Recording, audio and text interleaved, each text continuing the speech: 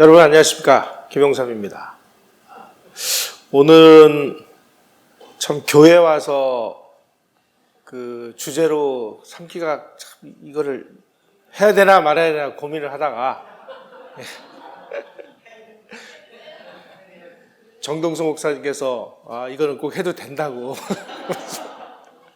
말씀을 하셔서 문익환 목사 이야기입니다. 제가 지난번에 조정래 작가라든지, 그 다음에 한양대 리영희 교수라든지, 그 다음에 통일운동가라고 하는 신영복 씨, 이어서 또 한 사람을 참 이렇게 무슨 도마 위에 올려놓고 난도질을 해야 되는 이런 상황이 되다 보니까 참 가슴이 무거운데, 우리가 얼마나 많은 이 선전선동에 속고 살아오는지를 알아야 되는, 그러면서도 많은 사람들이 잘 모르는 대표적인 분 중에 하나가 또 이분입니다. 요 사진을 보시면 목사가 아주 영생불멸의 주체교 사탄이죠.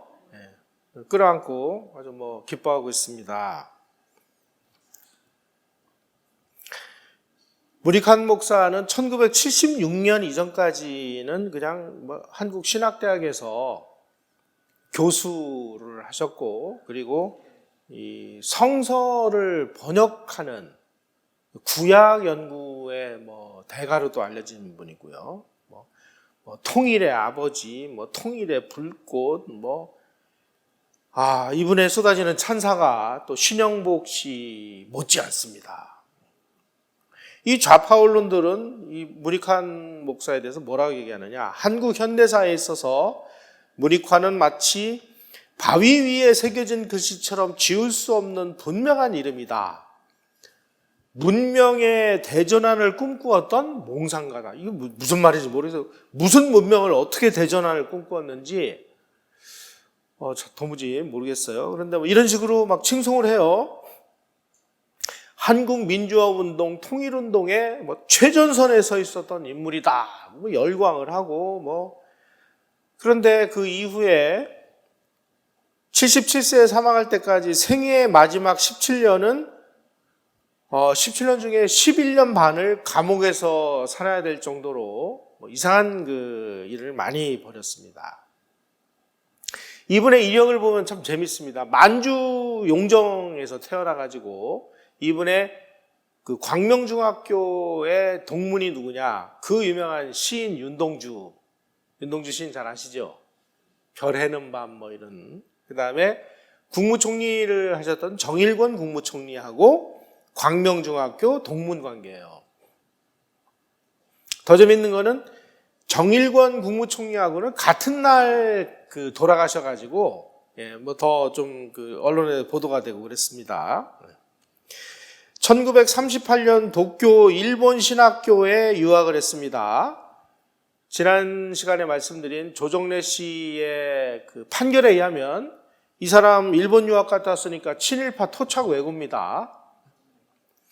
일본 유학 갔다 오면 다 토착 왜구라고 그러니까 1947년에 한국신학대, 지금으로 치면 한신대입니다. 거기를 졸업을 해서 목사 안수를 받았고 1954년에 미국 프린스턴 신학교에서 신학 석사 학위를 받았습니다. 1955년부터 70년까지 한신대하고 연세대에서 구약성서학을 강의를 했고, 그런데 이분이 조금 엇나가기 시작한 게 장준하 씨가 의문의 죽음을 당해서 내가 이때부터 이거 독재 정권이 사람도 죽이느냐 이러면서 자기가 민주화 운동에 나왔다 그러는데, 장준하 씨가 의문사를 했다고 하도 좌파 사람들이 떠들어 제끼고 그러는데, 수많은 과학적이고 의학적인 증거에 의하면 장준하 씨는 실족사 한 겁니다. 등산하다가 발을 잘못 디뎌가지고 절벽에서 떨어져서 돌아가셨는데, 이거를 무슨 박정희 정권이 몰래 가가지고 뒤에서 떠밀었느니 뭐니 하면서 또 온갖 이상한 짓들을 해가지고 마치 뭐 박정희가 뭐 사람 죽이는 킬러 비슷하게 이렇게 만들어 놔버렸어요.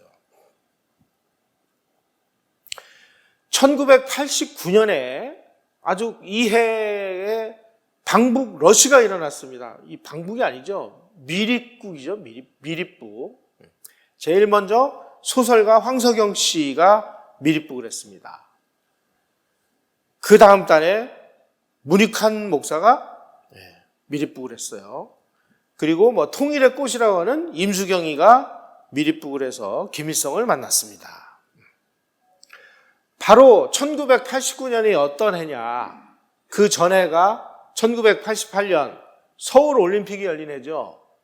서울 올림픽으로 인해서 대한민국의 이상이 전 세계에서 막 높아졌고, 그리고 좌파들 입장에서 보면 1987년에 6.29 선언으로 인해서 자기네들이 아주 굉장한 유리한 국면을 조성을 했는데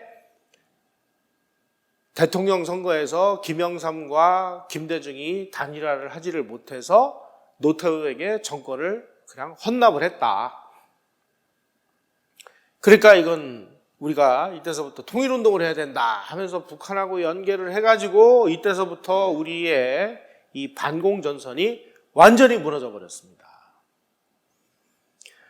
1989년 1월 달에 김일성이가 남북 정치협상회의를 제안하면서 남한의 각 정당 당수, 김수환, 추기경, 백기환, 문익환 목사 이런 사람들에게 편지를 보냈어요.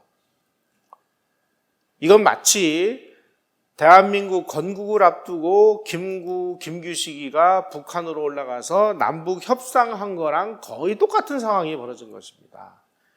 이름도 비슷하잖아요. 그때도 남북 협상이라고 하죠. 여기도 보면 남북 정치협상 회의라고 얘기를 해요.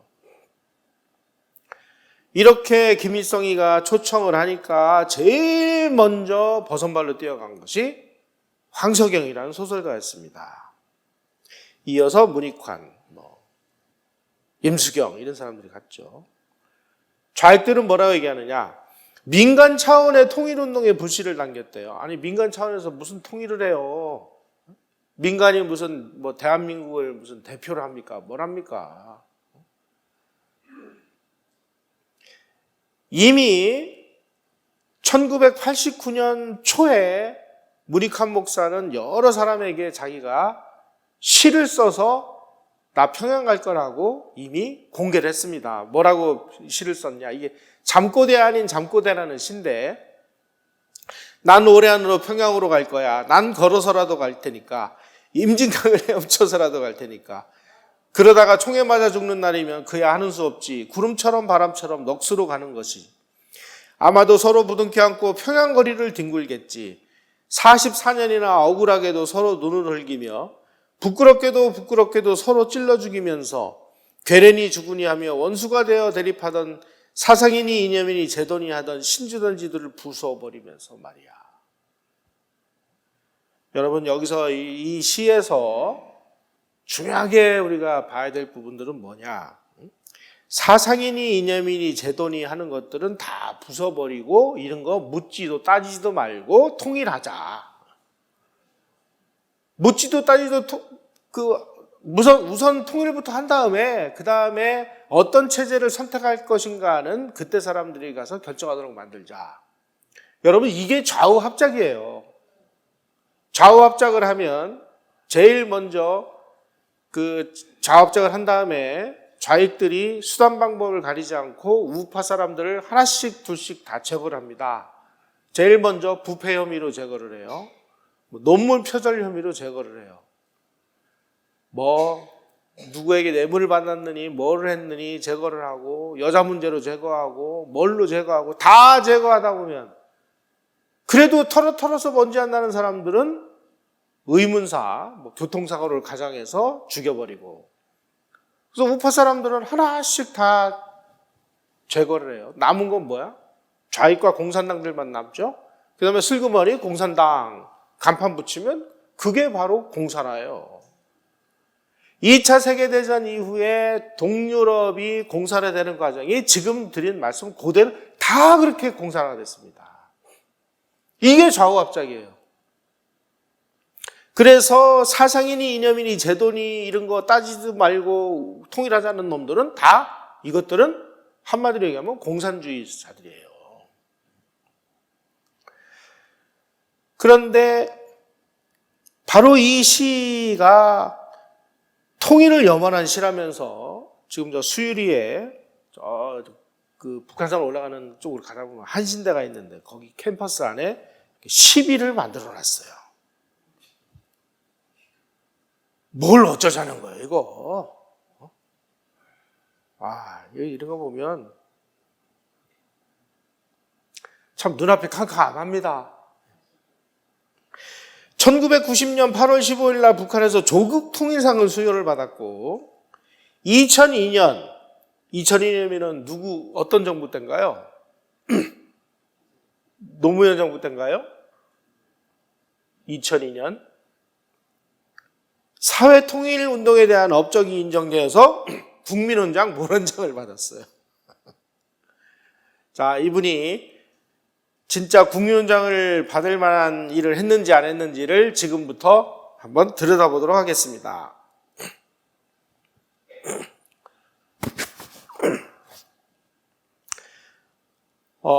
저는 주체사상은 저거는 사이비 종교라고 봅니다. 왜냐하면 주체사상을 믿으면 영생불멸한대요. 그래서 종교입니다, 이게. 그 영생불멸한다는 주체의 사탄을 그 존경하는 김일성 주석이라고 하면서 끌어안은 사람은 뭐예요? 목사는 사탄을 끌어낼 수 있는 자격증을 부여하나요? 전 잘 모르겠습니다. 1989년 3월 25일 날 정부로부터 어떠한 그 합의도 하지 않고 독자적으로 대한민국을 탈출해서 북한으로 잠입해 들어갔습니다. 그래서 순환비행장에 도착을 하고 나서 이렇게 얘기를 했습니다. 일찍부터 평양을 방문해 김일성 주석과 만나 마음을 열고 민족의 장래를 기탄 없이 이야기하고 싶은 희망을 갖고 있었다. 나는 김일성을 존경한다. 그리고 그 다음날 아침 10시에 평양에 있는 봉수교회 예배에 참석한 문익환이 민주는 민중의 부활이요 통일은 민족의 부활이라고 믿는 내가 통일을 위해 평양에 와서 부활절 예배를 참석하게 된 것을 기쁘게 생각한다. 봉수교회가 진짜 기독교를 믿는 교회인지 아닌지 많은 그 기독교 신자들이 갔다 와서 보고 경악을 했습니다. 다 공산당들만 우글거리고 있대요. 그리고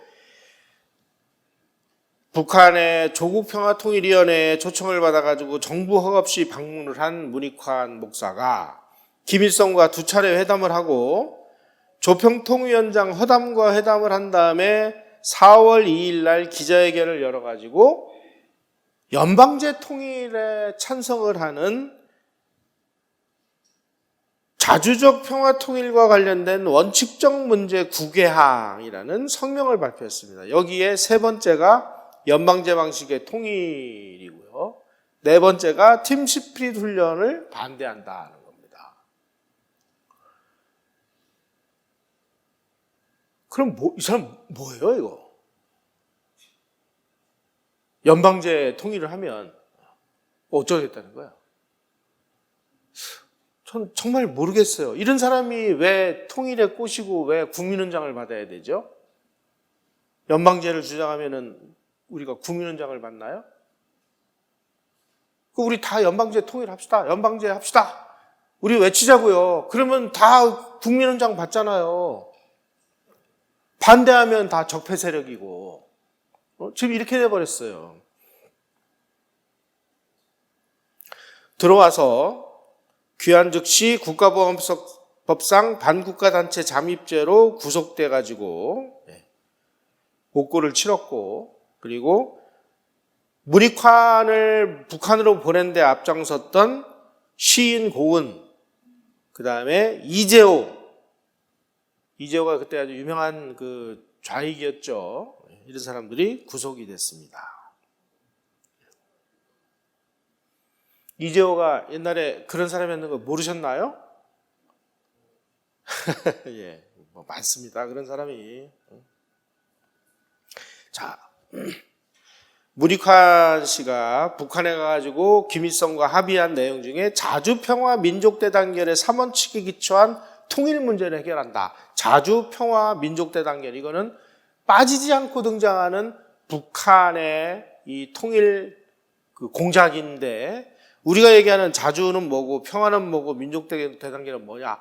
우리가 알고 있는 내용과 북한이 알고 있는 내용은 180도로 다릅니다.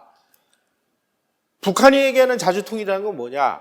외세의 간섭 없이 우리 민족에 의해서 통일을 하자는 원칙인데, 김일성이가 자기가 쓴 김일성 저작 선집에 뭐라고 얘기를 했느냐? 털어놓고 말해서 나라를 자주적으로 통일한다는 것은 미제가 남조선에서 나가도록 하며 그 밖에 다른 나라 세력이 우리나라 통일 문제에 간섭하지 못하도록 해야 된다는 뜻이다. 자주라는 건 뭐냐? 주한미군이 나가라는 얘기예요. 우리가 자주라고 얘기하는 것과 북한이 그 주장하는 자주라는 건 이렇게 다른 겁니다. 주한미군 나가면은 우리가 가서 홀라당 접수를 할 텐데, 주한미군이 있어서 우리가 지금 그걸 못하니까 주한미군 나가라라는 것을 자주통일 이렇게 얘기한다는 거예요. 여기에 있는 이 사람들 자주평화 민족대단결 실현하자 이렇게 얘기를 해요. 이게 무슨 뜻인지 좀 이따 제가 자세히 말씀드리겠습니다. 평화통일이라는 건 뭐냐 그러면, 우리는 평화롭게 통일하자, 무력을 사용하지 않는다 이렇게 알고 있는데, 북한이 얘기하는 평화통일이라는 건 외세의 간섭 없이 민주적으로 실시되는 남북 선거를 통해 각계각층 인민대표로 통일중앙정부를 수립하자는 거예요. 이를 위해서 먼저 남한에서 주한미군이 철수하고 남한정부가 전복되어 인민민주주의 정권을 들어서는 것이 평화통일이다. 착각을 하시면 안 됩니다, 이게. 셋째, 민족대단결은 뭐냐? 남한의 인민민주주의 정권이 수립되면 남북 한인민이 반미 구국의 기치 아래 사상과 이념, 제도의 차이를 초월하여, 항상 이 사람들이 이렇게 얘기해요. 사상, 제도, 이념 이런 거 묻지도 따지도 말자. 우선 통일하자 이렇게 얘기를 해요. 그래서 합작과 단결에 의해 공산 통일을 한다. 이게 바로 자주평화통일 민족대단결이라는 것입니다. 여기서 이 사람들이 얘기하는 자주평화 민족대단결의 원칙을 준수하라는 건 뭐야? 주한미군 철수하고 인민민주주의가 돼야 되고, 남한정부가 전복되어서 인민민주주의 정권이 들어서서 북한하고 손을 잡고 공산통일하는 것이 자주평화 민족대단결 원칙의 준수라는 것입니다. 여기에 무리칸 목사가 동조를 하고 왔어요. 그런 사람이 통일의 꽃이래요. 여기에 반대하면 우리는 다 적폐가 되는 겁니다. 그리고 이제 이 사람이 국가보험사법으로 체포돼서 재판받는 과정에서 이렇게 이 국가보안법은 부당하다 나가면서 이렇게까지 얘기를 해요. 그래, 내가 고무 찬양했다. 남북 통일하려면 서로 고무 찬양을 해야지 서로 욕하고 비난하면 통일이 되겠냐? 결혼을 앞둔 남녀가 서로 칭찬해야지 서로 욕하면 되겠느냐? 고무 찬양이 통일의 지름길이다. 이 사람 이거 미친 거 아니에요? 이런 사람이 목사래요.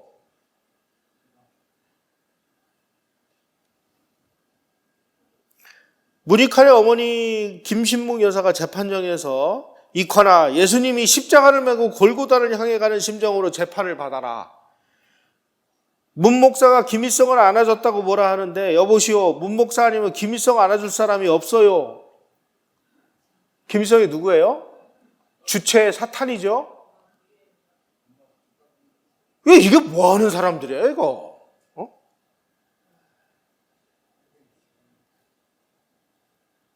이러면은 이제 뚜껑이 열리기 일보 직전입니다.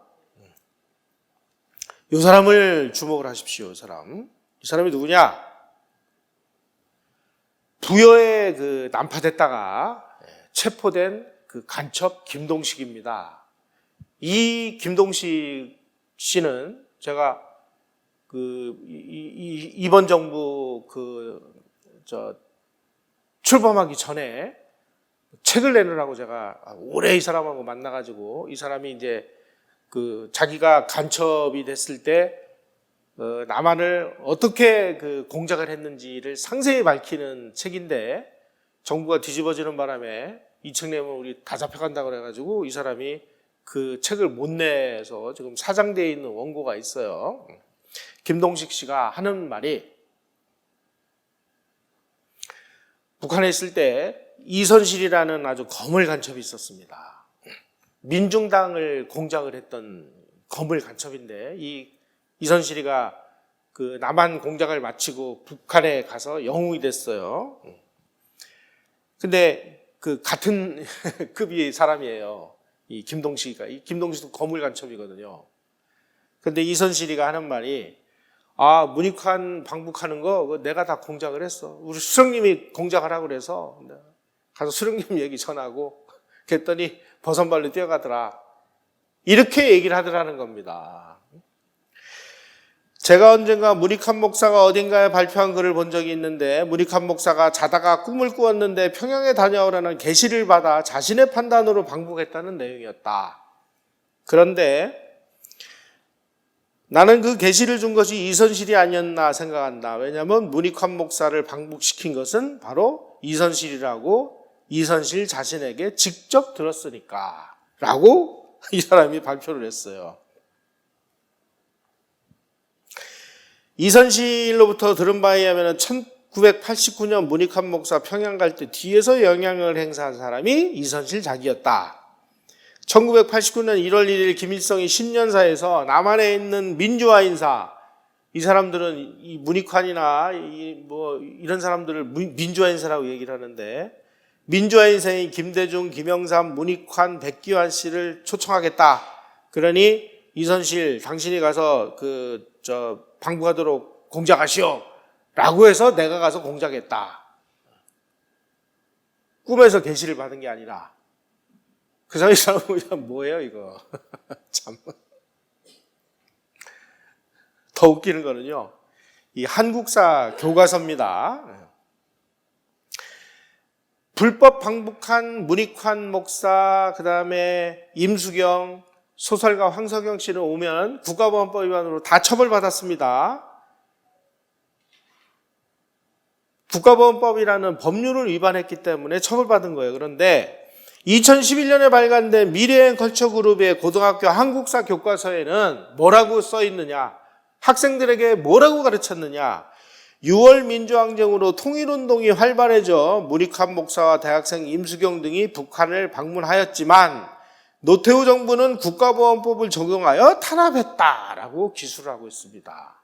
392페이지에. 그러니까 통일운동을 탄압을 했대요. 불법 방북 이런 얘기는 다 빠져 있습니다. 이 사람들은 뭐예요? 정부 허가를 받지를 않고 불법 미립북을 해서 북한 정권이 주장을 하는 연방제 통일에 합의를 해주고 온 그 죄목이 국가보안법 위반이기 때문에 합법적으로 처벌을 받았음에도 불구하고 그 내용들은 다 고의로 삭제를 해가지고 마치 정부가 합법적인 통일운동을 탄압한 걸로 가르치고 있다는 사실입니다. 교과서에서 이렇게 가르치면 대한민국 많은 거죠. 뭐.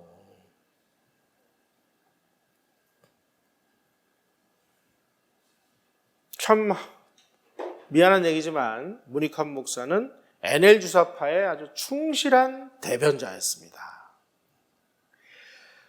1987년 대선을 경험하신 분들은 아마 아실 거예요. 그 당시에 1로 3김 선거라고 그랬습니다. 노태우, 그 다음에 김영삼, 김대중, 김종필 이 3김 씨가 일로 삼김 선거를 벌여가지고 결국 그 야당표가 김영삼, 김대중으로 갈리는 바람에 노태우 대통령이 당선이 됐죠.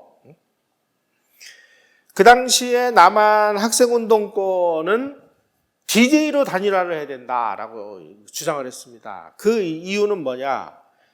YS보다 상대적으로 좌익적인 걸 진보적이라고 얘기를 해요. 이 운동권들은. DJ를 당선시킨 다음에 자기네들이 DJ를 당선시켰으니까 당선을 시킨 거에 대한 지분이 있을 거예요. 그 지분을 자기가 갖고 연립정권에 참여해서 대한민국을 좌익적으로 바꾸기 위해서 연대전술을 구상한 것이 DJ 단일화라는 것인데, 이 DJ 단일화 주장한 세력들이 문익환이를 북한으로 보낸 것입니다. 다시 말씀드리면 문 목사의 방북은 이 사람 개인이 나 평양에 갈 거야, 총 맞더라도 갈 거야 해서 자기가 의지대로 간 것이 아니라 운동권이 다 판을 만들어줘가지고 이선실의 지령을 받아가지고 그 지령을 시행한 것일 뿐이에요. 한마디로 얘기하면은 문익환은 학생운동권에 충실한 대변자였다. 자, 그러면은 NL주사파, 소위 말하는 NL주사파는 주체사상파라고 얘기하는데 왜 문익환 목사를 지지했느냐? 그 당시에 운동권에서 이부영이라든지 이재호라든지 김근태라든지 이런 아주 그 좌익계 거물들이 있었습니다. 지금은 이재호가 이명박하고 붙어가지고 우파라고 생각하는 사람들이 있는 것 같은데, 그때는 이랬어요. 그 사람이 구구에 전향을 했는지, 자기가 전향을 했다고 하니까 우리가 믿을 수밖에 없지만, 그런데 이런 거물들은 학생운동권을 컨트롤하기가 너무 어려워요. 자기네들 말도 안 듣고 권위가 너무 세니까 이 자기네들 마음대로 안 되는 거예요. 그러니까 마음대로 되는 사람을 찾다 보니까 문익환 등장한 거예요. 문익환 씨를 밀은 거예요. 그래서 운동권이 그 문익환 목사를 그렇게 이제 열심히 밀어가지고 문익환을 영웅으로 만드는 겁니다. 다시 말씀드리면 지금 요즘에 아주 국민들 억장이 무너지는 소리를 하는 사람들이 있어요. 문재인 대통령의 통일외교 특보를 하는 문정인 씨라든지 몇 사람들 있어요. 그 다음에 옛날 통일부 장관을 했던 정세현 씨라든지 이런 그 이상한 얘기하는 사람들은 이것들을 한마디로 얘기하면은 운동권 이 계보에서 보면은 힘이 하나도 없는 사람들입니다. 그러니까 당신은 이러이러한 얘기를 해주면 우리가 이런 자리를 보장하겠소. 그럼 저는 짓는 거예요, 가서. 다시 말씀드리면 이 사람들이 자기가 진정한 정말 좌익사상이나 이런 게 있는지 없는지 저는 모르겠어요. 그런데 이게 뭐야? 속물적인 기회주의자들일 뿐이에요. 세상이 전부 좌익판이니까 좌익판에 가서 줄을 서면은, 그리고 이 운동권 핵심들이 이러이러한 얘기를 해주면 우리가 이런 걸 보장할게. 그러니까 가서 열심히 짚고 물고 뜯고 하면 거기에 따르는 보상이 주어지는 거예요. 이런 사람들이 세상이 바뀌어가지고 우파 세상이 되면 제일 먼저 가지고 또 우파 쪽에 줄 서가지고 딸랑딸랑하고 앉아있는 거죠. 양동환 선생이 이런 사람들을 속물적 리버럴리스트들이다. 이런 자들이 대한민국을 망친다라고 1988년에 우익은 죽었는가라는 책을 통해서 정말 구구절절히 외쳤습니다. 문익환 목사도 마찬가지예요. 이 사람은 자기가 어떤 투철한 신념이 있는 공산주의자나 이런 사람이라고 보기에는 뭔가가 좀 찜찜합니다. 아니, 한번 생각을 해보세요. 목사가 어떻게 공산주의자가 됩니까? 이거 말이 안 되는 거잖아요. 그런데 이런 행동을 하는 건 뭐냐? 이런 행동, 선생님도 이렇게 좀 해주셔야 되겠습니다. 그래서 하니까 자기가 어느 날 아침에 일어나 보니까 영웅이 돼 있거든요. 와가지고, 통일의 아버지, 그러면서 극구 칭송을 하고, 언론에서 인터뷰 해주고, 어디 강연 가면은 강연료도 몇백만 원씩 주고, 이러니까 이제 필이 꽂혀가지고 그 길로 가는 거예요. 그걸 열심히 운동권들은 이용해 먹는 거일 뿐입니다. 문익환 목사가 그렇게 운동권에 막 붕붕붕붕 뛰어노니까 막 와, 이게 에스컬레이터 해가지고 북한까지 갔어요. 가서 보니까 이게 자기가 알던 세상이 아닌 거라, 이게. 평양 가서 전체주의 사회를 직접적 눈으로 보고 오니까, 야, 이건 아니다 싶어가지고, 그다음부터 북한에서 지령을 내리면 그 지령을 안 따랐어요.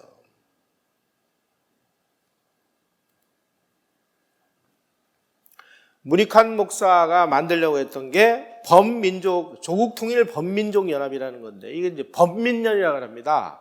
이 범민련은 우리 대법원에서 이적단체 판결을 받았어요. 문익환 목사가 이제 감옥 갔다 오고 뭐 이러면서 이 범민련을 깨버리고, 야, 이 범민련이 자꾸 북한에서 지령 내려가지고 북한이 움직이는 대로 이게 움직이려고 하니까 나는 이런 거 싫다. 나는 대한민국 현실에 맞는 통일운동을 추구하겠다. 범민련은 대한민국 정부의 이적단체로 낙인찍혀 탄압받고 있었기 때문에 이렇게 해가지고는 이게 통일이 되겠느냐. 그리고 북한에서 계속 이렇게 저렇게 하라고 그러는데 이건 현실에 안 맞는 것 같다. 그래가지고 이걸 거부하려고 하니까 계속 트러블이 생기기 시작한 겁니다. 그러니까 문익환 목사가 이걸 깨고 대한민국 정부와도 협력할 수 있는 독자적인 통일운동 조직인 민족회의를 출범시키자. 이렇게 나가니까 북한에서 지령이 내렸습니다. 문익환 저거 죽여. 1993년에 이제 출소를 했어요. 그리고 범민련 해체하고 새로운 통일운동 단체를 조직해서 뭔가를 하려고 하니까 북한에서 범민련 북측본부 의장인 백인준이가 남측에 있는 시민단체, 그러니까 이게 전부 좌익단체입니다. 문 목사가 안기부 사주를 받아서 범민련 해체를 책동하고 있다. 이를 거부하고 범민련을 지켜라 라고 팩스를 보냅니다. 이때서부터 운동권이 문익환을 조직적으로 공격하는 운동이 벌어졌습니다. 그래서 문익환은 안기부의 프락치다라고 운동권이 자기네들이 붕붕 뛰었던 통일운동의 아버지를 길바닥에다 내팽개치기 시작을 했어요. 그거를 폭로한 사람이 하태경이가 지금 국회의원 됐죠? 그 당시에 문익환의 실질적인 비서실장 역할을 하던 사람입니다.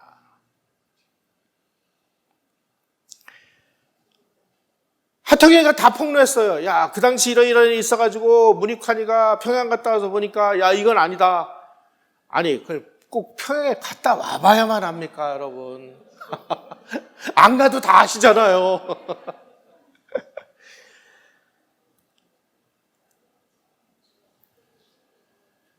문익환 목사가 사망 전날인 1994년 1월 17일 점심식사 자리에서 모 인사와 언쟁을 벌이다가 바로 당신이 안기부 프락치지 뭐 해가지고 막 그러다가 음식물이 기도로 넘어가가지고 실신을 했어요. 이때서부터 건강이 약화돼가지고 그 다음날 심장마비로 돌아가셨습니다.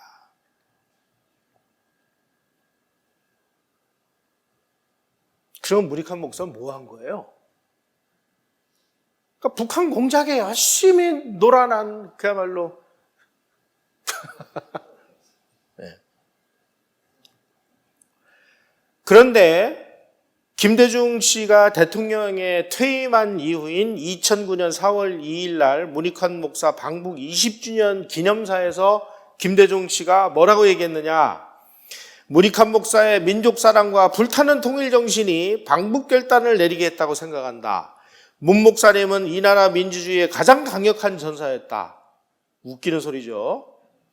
수차례 투옥에도 불구하고 국민 특히 젊은이들과 힘을 합쳐 민주화 투쟁을 전개했고 마침내 독재자를 물리쳤다. 독재자가 누구예요? 아니 북한에 있는 주체의 독재자는 그냥 놔두고 누구를 물리쳤다는 거예요? 이런 식으로 전직 대통령이라는 사람이 얼빠진 소리를 하고 있어요. 이미 하태경 의를 통해서 이런 일들이 다 폭로가 되고 북한에서 문익환을 안기부 프락치로 몰아서 제거하라 라고는 지령까지 내려왔는데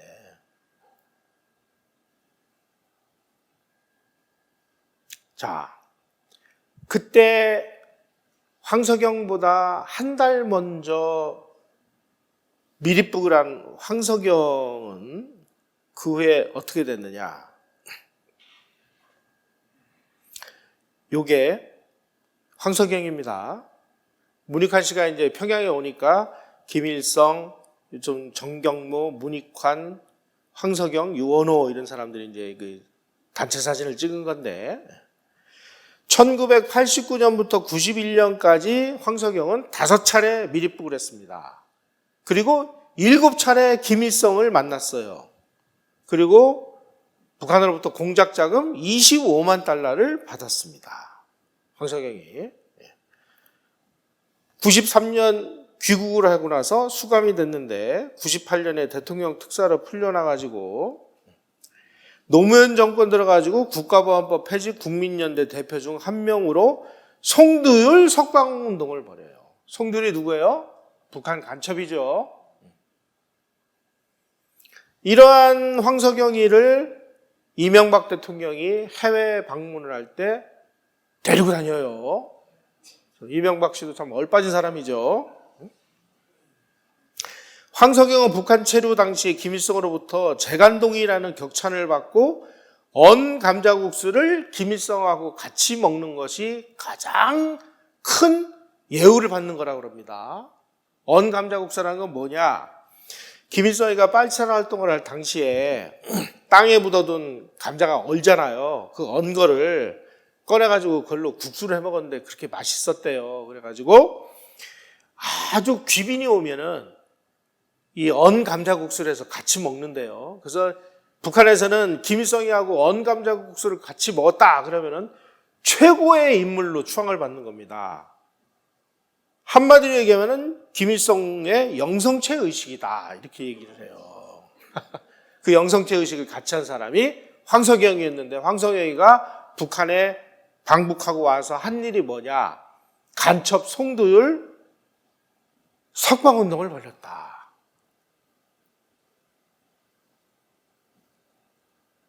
거기까지 했으면 또 이해를 하겠어요. 황석영이가 김일성을 뭐라고 미화 찬양을 했느냐? 다 이게 언론에 보도됐던 내용들입니다. 북한 잡지 노듭돌하고 인터뷰에서 김일성을 뭐라고까지 칭송을 했느냐? 소설가 황석영이라는 사람이 그가 김일성이에요. 김일성은 사상의 차이는 도외시하더라도 2번이나 세계 최강의 외세와 맞서 싸웠다. 나는 그가 어떤 의미에서는 대국인 중국혁명 지도자 모택동보다도 훌륭한 점이 있으며 베트남의 호지명에 절대 뒤지는 인물이 아닌 제3세계적 혁명가라고 생각한다. 그가 우리 민족의 유일무이한 위인이라고는 생각하지 않지만 우리나라가 위기에 처할 때마다 민중이 소박하게 떠올렸던 여러 위인들, 을지문덕, 이순신, 세종대왕, 이율곡, 정약용, 전봉준, 김구 등처럼 위인의 한 사람이라고 생각한다. 문익환 목사가 김일성을 존경한다라고 얘기한 거는 완전히 정말 찜쪄먹을 얘기를 한 거죠. 한마디로. 네. 자, 그러면 이 황석영이가 석방운동을 벌인 송두율은 또 어떤 사람인지를 알아보도록 하겠습니다. 이 사람이 송두율이에요. 노동신문 1면에도 난 사람입니다. 황석영이가 북한에 체류하고 있을 그 무렵에 송두율도 묘양산 초대소에서 김일성을 친견한 후에 언감자국수를 같이 먹었대요. 그러니까 이제 영성체 의식을 같이 한 거죠. 최고의 인물로 예우받은 거죠. 바로 이때 송두율이가 조선노동당 정치국 후보인으로 선정됐다라고 안기부가 추정을 하고 있습니다. 송두율이는 1944년 일본 도쿄에서 출생을 했고 그 다음에 부친 송계범은 도쿄 물리학교를 졸업하고 해방전 경성제국대학 물리학부에 근무를 했어요. 그리고 독일로 유학을 가서 철학 박사를 받았고 민수대학에서 사회학과 강의를 했는데 73년부터 북한을 방문을 해가지고 무려 18차례 방북을 해서 북한 노동당에 입당을 했고 그리고 2003년에 한국에 입국을 했는데 이때 조선노동당 정치국 후보위원 김철수라는 사실이 황장엽 선생의 증언에 의해서 밝혀졌습니다. 그래서 기소가 돼가지고 국가보안법 위반으로 문제가 되니까 황장엽 같은 사람이 석방운동을 벌인 거예요. 그런데 이 사람이 만드는 아주 고약한 이론이 있습니다. 내재적 접근법이라는 거예요. 지난 시간에도 한번 말씀드린 기억이 나는데 내재적 접근법이라는 건 뭐냐?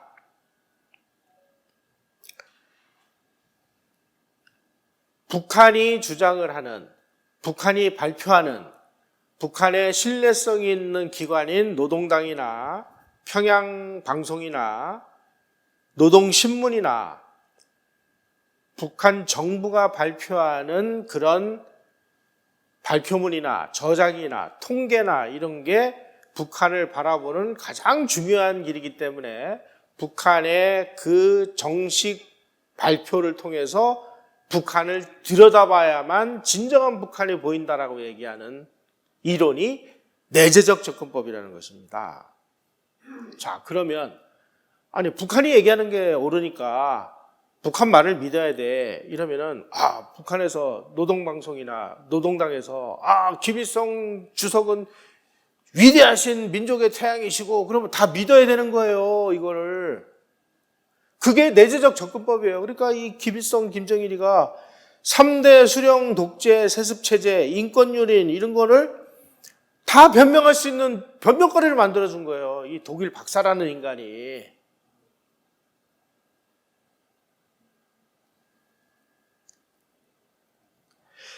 내재적 접근법으로 북한을 바라보면 북한의 노동당이 김일성은 위대하고 김정일은 위대하고 인류사상 최고의 그 혁명을 이룬 인물이고 황석영이처럼 그런 얘기가 가능한 거예요. 왜? 북한이 발표하는 것을 액면 그대로 믿어야 제대로 된 북한 모습이 보인다고 주장을 하니 세상에 이런 게 어디 있습니까?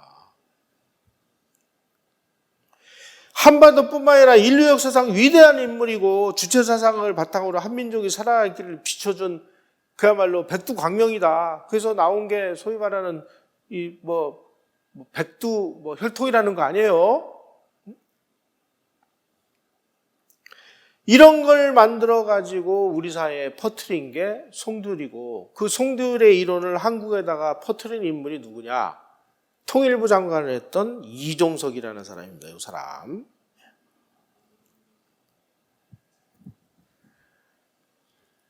이쯤 되면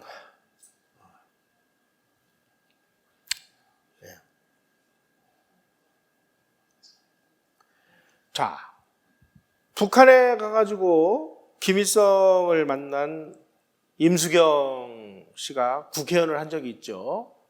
국회의원이 됐을 때 탈북자하고 어떤 모임에서 무슨 대화를 하다가 문제가 발생을 했습니다. 이것도 언론에 보도가 됐죠. 임수경이가 갑자기 얼굴 표정이 굳어지더니 너 누구냐?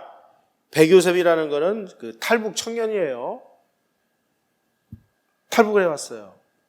선배님, 우리 작년에 백지연의 끝장 토론에서 직접 얘기했었잖아요. 전 탈북 대학생으로 나왔는데요. 그랬더니 임수경이 야, 너 아무것도 모르면서 까불지 마라. 대한민국 민주공화국이 알아? 어디 근본도 없는 탈북자 새끼들이 굴러와서 대한민국 국회의원한테 개겨. 야, 너 그 하태경하고 북한 인권인지 뭔지 아는 이상한 짓 하고 있다지. 하태경 그 변절자 새끼 내 손으로 죽여버릴 거야. 하태경 참 얘기하기가 좀 민망하네요. 그 진정한 변절자야.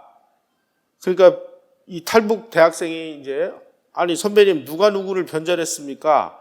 당신이 아버지라고 부르는 그 살인마 김일성을 하태경 의원님이 그리고 우리 탈북자들이 배반했다는 말씀이십니까? 그랬더니 임수경이가 야, 참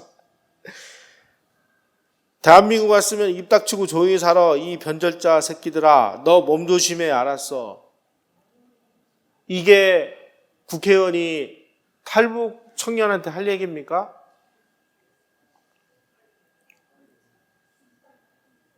아니 어떻게 북한만 갔다 오면 이래요? 그러니까 이 사람들은 그래서 이 공산주의라는 것은 이게 인간이 인간을 이 인간으로 살 수 있는 모든 것을 다 해체해버리는 이런 악마적 존재가 아닌가 하는 생각이 들어요. 아니 북한사람 다 이래야 돼요? 이게? 이 좌익 공산주의자들이 얘기하는 이 사람들은 말끝마다 다 민주화, 민주주의라고 얘기를 해요. 고영주 변호사 말씀에 의하면 1980년대까지만 해도 이런 공산 간첩을 하다가 체포가 되면 나는 공산주의자다라고 당당히 주장을 했답니다. 그러면 이제 형이 높아진대요. 그러니까 북한에서 지령이 내려왔대요. 야, 너희들 공산주의라고 얘기하면, 공산주의자 얘기하면 형이 높아지니까 앞으로 절대로 그렇게 얘기하지 마라. 민중민주주의라고 얘기를 해라. 그래서 그 이후에 민중민주주의라는 말이 막 들불처럼 유행을 해요. 그런데 이 민중민주주의가 북한이 이야기하는 그런 체제 변혁 이론하고 똑같다라는 사실이 통진당 회사라는 대법원 판결문에서 밝혀졌습니다. 그러니까 이제 민중민주주의가 바로 공산주의라는 것이 밝혀지니까 그 다음부터는 그 말도 쓰지 마. 그 다음에 지령이 내려온 게 민주주의라고 써. 그래서 그 다음부터는 민주주의가 됐어요. 그러다 보니까 이제 이거 민주주의라는 게 이제 용어가 완전히 혼재가 되다 보니까 이거 어떻게 해야 되느냐? 그럼 우리는 쟤네들이 얘기하는 민주주의하고 구분하기 위해서 앞에다가 자유민주주의를 붙이자. 그래서 자유민주주의 이렇게 했는데 대한민국 헌법에서도 자유민주주의 체제로 통일한다라고 돼 있는데 거기에 문재인 정부에서 그 자유를 빼자. 자유를 빼면 뭐가 돼요? 공산주의가 되는 겁니다.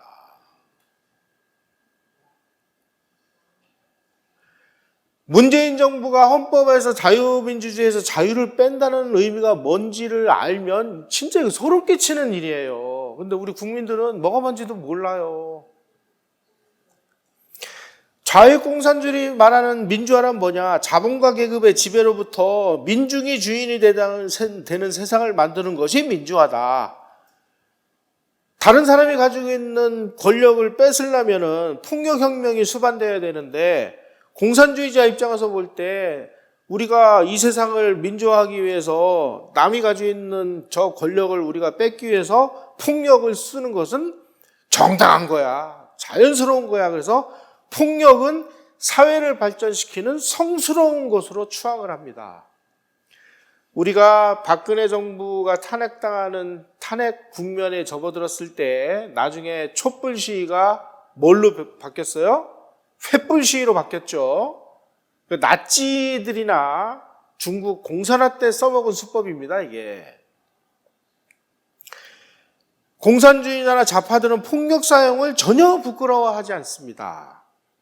폭력은 자기네들이 꿈꾸는 아름다운 미래로 가기 위한 그렇게 하기 위해서 양쪽에서 질적으로 변화하는 역사 과정에서 소용돌이 치는 수단의 하나일 뿐이라고 보고 그래서 이렇게 거친 언어를 사용하고 폭력을 사용하고 테러를 사용하고 암살을 하고 이런 일을 거침없이 해제키는 것입니다. 그들 입장에서 폭력은 성스러운 게 되는 거예요. 왜? 이 사회를 민주화시키기 위해서. 그 사람들이 얘기하는 민주화는 뭐예요? 공산화시키기 위해서. 가진 자들의 것을 뺏고 요즘에는 가진 자들의 것을 어떤 식으로 뺐습니까? 세금이라는 이름으로 뺐습니다. 그래서 이 공산주의자들이 1987년, 1988년, 89년 이 무렵에 민주화 세력으로 위장을 하고 그리고 체제전복이라고 얘기하는데 이 체제전복이라는 용어도 요즘 우리가 쓰는 용어로 얘기하면 공산혁명이라고 얘기를 해야 됩니다. 이 사람들은 아침에 눈 뜨고 꿈도 뭐라고 꾸느냐? 어떻게 국민을 선동할 것인가? 그 선동을 통해서 어떻게 자기네들이 합리적인 무기를 획득해서 폭력혁명으로 발전시킬 것인가? 그 과정에서 사상자도 많이 나오겠지만 그런 폭력 투쟁을 통해서 정치 권력을 어떻게 장악할 것인가가 이 사람들이 오매불망 꿈꾸는 거다 보니까 정치 투쟁에서 우파들은 판판이 지는 거죠. 특히 한국의 이 체제배적 공산혁명 세력들은 자신들의 본질을 숨기기 위해서 민주화 세력으로 위장막을 썼습니다. 이 사람들은 수단 방법을 가리지 않고 공산주의자들이 권력을 탈취해서 공산주의 세상을 만든다는 철학의 근거를 두고 있다는 사실을 우리만 모르고 있는 거예요. 우리만.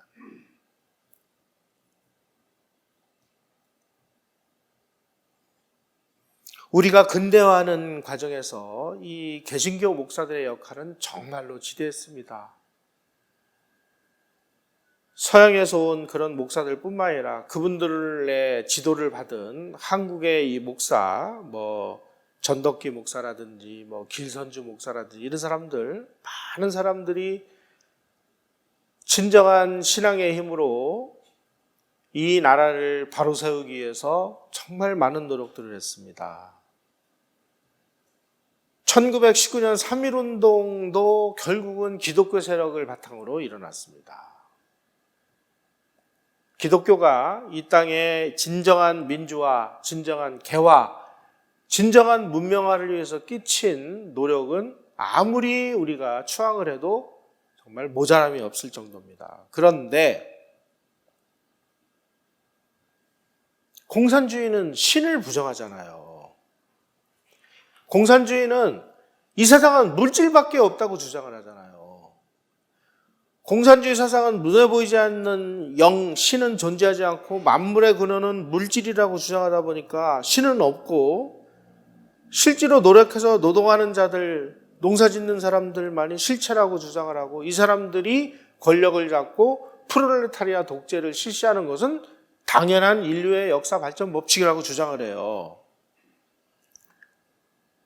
영이 없는 존재는 이거 죽여도 상관없는 거예요. 이거 영이 없는데 그래서 레닌이나 스탈린이나 모택동이나 김일성이나 그 많은 사람들을 눈 하나 깜짝 안 하고 수천만 명을 죽이죠. 여기 한번 통계를 보세요. 20세기 공산당 정권의 박해로 인한 사망자 수, 소련 2천만 명, 중국 8천만 명, 북한 200만 명 막 통계를 해보니까 총 합계가 1억 935만 명. 신을 부정한다는 것은 인간 정신을 부정하는 겁니다. 모든 것을 물질로만 파악을 합니다. 그러다 보니까 종교는 아편이라고 할 수밖에 없는 거고 그 중에서도 특히 기독교를 철저히 탄압하는 것이 공산주의자들의 지금까지의 일반적인 수법이었습니다. 지금 김일성이가 하고 있는 거는 종교적인 차원에서 보면 기독교를 완전히 말살하고 그 기독교 자리 주체의 영생불멸의 신인 자기가 영생불멸 신이라는 거예요. 그래서 그걸 믿어야 된대요. 그래서 그 수령론을 믿으면 영생불멸한다. 그런 사람하고 가서 끌어안는 이 목사는 뭐냐. 제가 그래서 참 목사라는 건 뭐라는 업무인가를 봤더니 설교와 권면으로 올바른 하나님의 말씀을 선포하고 예전에 따른 예배와 세례, 성만찬을 집전하고 기도를 실천하고 교인을 위해 기도하고 말씀과 기도를 가르치며 신방하고 섬김과 봉사를 하고 영적 교제를 통해서 이웃과 교인에게 사명을 나누고 함께 하도록 하는 사람이 목사인데 이런 걸 해야 되는 목사가 가서 사이비 사탄을 끌어안고 내가 존경하는 주성님이라고 이렇게 외치고 그런 사람이 지도를 한 그 교인들은 뭐가 됐겠습니까?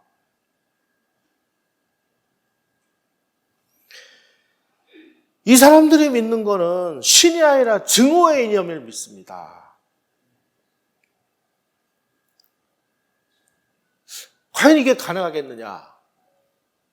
저는 가능할 것 같아요. 목사나 신부가 기독교의 유일신 사상을 부정하면 이 사람 유일신이라는 걸 이거 믿을 수 없어라고 얘기하면 가능하지도 않을까요? 그러면은 유일신 사상이 기독교를 지배하는 핵심 사상인데 이걸 부인하면 이 사람은 뭐라고 우리가 얘기를 해야 되죠? 실제로 이런 일이 무리칸 목사에게 일어났습니다. 뭐라고 본인이 얘기를 했는지 이분이 이렇게 얘기를 했습니다. 나는 기독교의 대속의 교리를 잘 믿지 않는다. 기독교의 유일신 신앙은 엄청난 흑백 논리를 조장해 피로 얼룩진 죄악의 역사를 엮어왔다. 예수님의 이름으로 기도한다는 말은 민중의 이름으로 기도하는 것이다. 여러분, 지금 이런 사람이 목사라는 타이틀을 달고 지금 교회에서 많은 교인들을 주체의 신을 섬기라고 이야기하는 사람이 한둘이 아닙니다. 오늘날 기독교가 왜 이런 상황이 됐는지도 우리 좀 냉정하게 좀 봐야 될 것 같아요.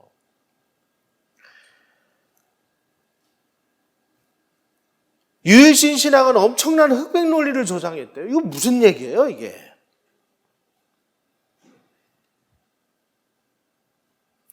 자, 무리칸 목사는 1994년 돌아가셨는데 그 아들이 또 문제입니다. 아들이. 문성근이라고 그 영화배우 아시죠? 문성근 씨가 2010년 8월에 야권 단일정당 창당을 통한 2012년 정권 교체를 외치면서 100만 밀란 운동, 100만 밀란 국민의 명령이라는 것을 발족을 했습니다. 그런데 이 단체의 정체성이 동학농민혁명정신이라고 선언을 했어요. 그래서 100만 밀란 조직을 동학혁명 조직하고 똑같이 만들어서 지역 대표를 접장이라고 얘기를 해요. 접주라고. 근데 100만 밀란의 핵심이 뭐냐? 자기가 인터뷰에서 이렇게 얘기했어요. 헌법 체계 안에서 선거로 이기되 그걸로 안 되면 밀란으로 뚫어라. 박근혜 정부가 탄핵되는 과정에서 일어난 촛불 시위와 이 사람이 주장을 한 이 내용을 한번 잘 비교를 해보세요. 100만 밀란이 뭐였는지, 이게 촛불 시위였고 촛불 시위를 통해서 박근혜 대통령을 밀어내고 자기네들이 권력을 탈취한 거죠. 이렇게 얘기했습니다. 국민의 명령은 유쾌한 시민운동을 통해 대한민국이 99% 서민을 위한 민주 진보 정부 정치 구조로 개혁하는 데 이바지함을 그 목적으로 한다. 이 사람의 그 주장 속에 돈을 벌면 안 돼요. 부자면 안 되는 거예요. 기업가도 안 돼요. 이것들은 다 자본가예요. 척결의 대상이에요. 요즘에 장관이나 국회의원이나 높은 자리에 올라가면은 아파트 2채 가지고 있는 놈들은 나쁜 놈이 되는 거죠. 이런 세상이 지금 만들어지고 있는 거죠, 지금.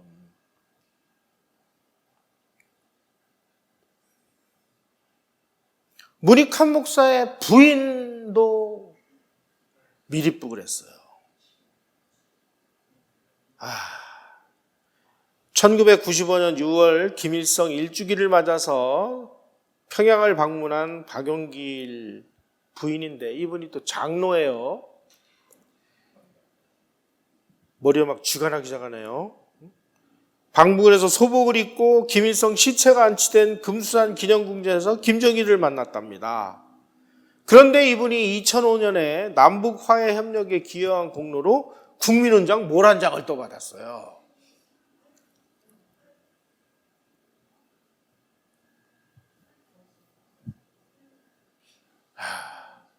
네. 이게 무리칸 목사와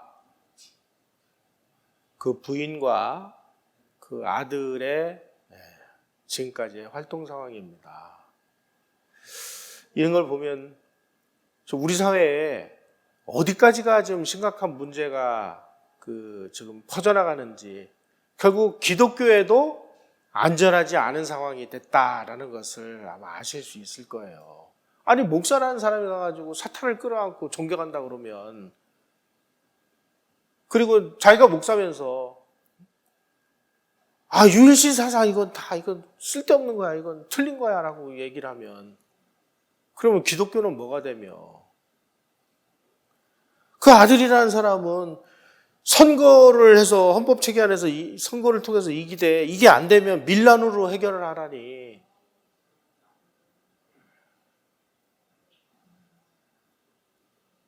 야 설마 뭐 그러겠느냐. 설마가 아니라 지금 박근혜 대통령이 그렇게 됐잖아요. 지금 이런 일들이 벌어지고 있음에도 불구하고 이런 거에 대한 문제점을 지적하면 좀 너 정말 수구 꼴통 아니냐?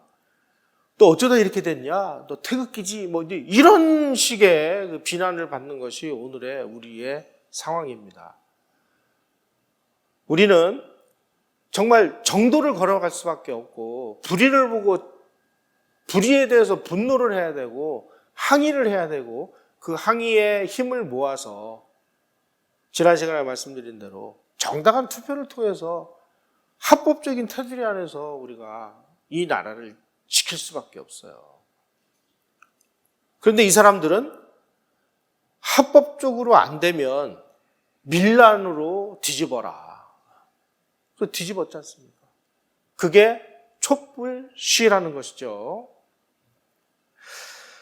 지금 우리가 이런 상황이 됐으니까 이걸 아는 사람들이라도 정신을 똑바로 차려가지고 이 나라를 지키는 일에 동참해 주시기를 간절히 바라면서 오늘 강의 이것으로 마치도록 하겠습니다. 고맙습니다.